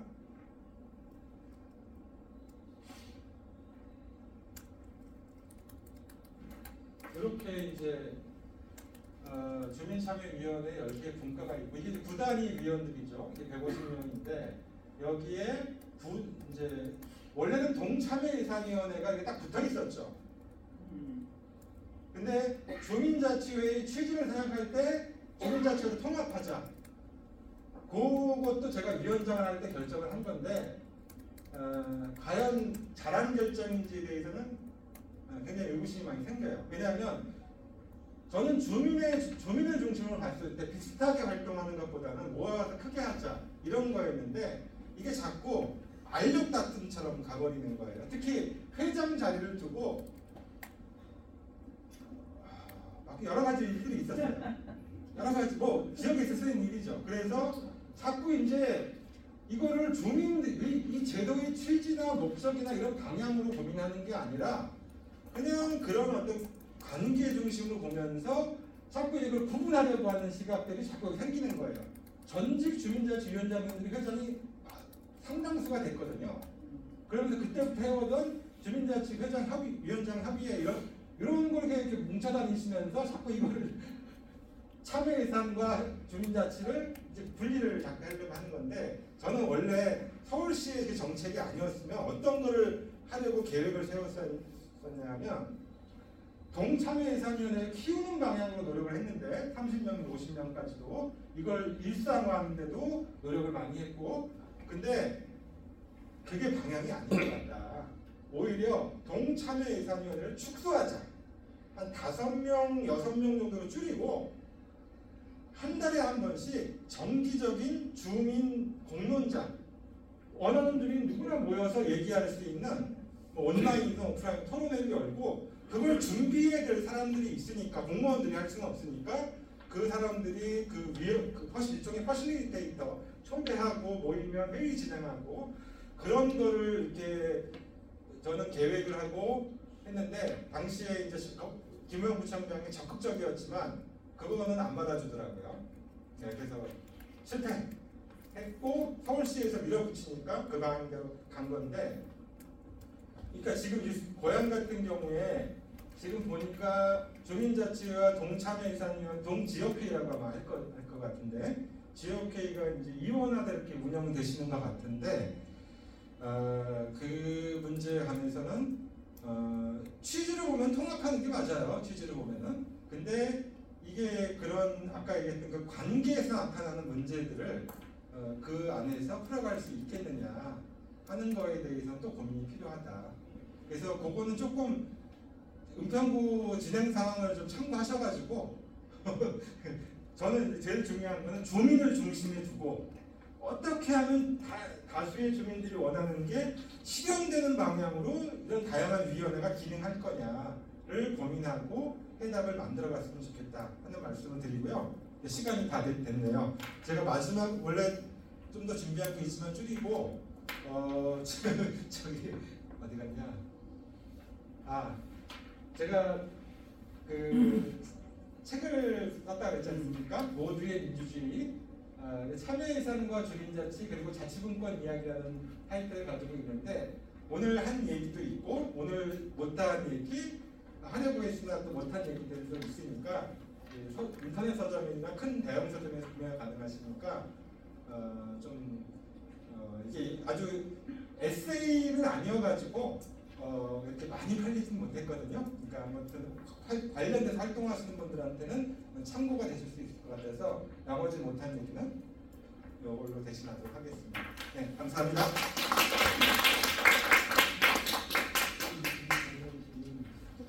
어떻게 보면 지금까지 우리가 서론을 들었다는 실질적인 어떤 그 노드에 들어가는 어떤 전 단계에 정보적인 거 많이 도움이 되셨을 것 같아요. 우리 활동하신 분들한테. 어쨌든 다시 한번 우리 조재한 대표님 너무 좋은 것. 혹시 질문 다른 거 혹시 있으신가요? 만약에 질문 없으시면은 오늘 감사하다는 큰 박수로 우리 인사해 주시고요.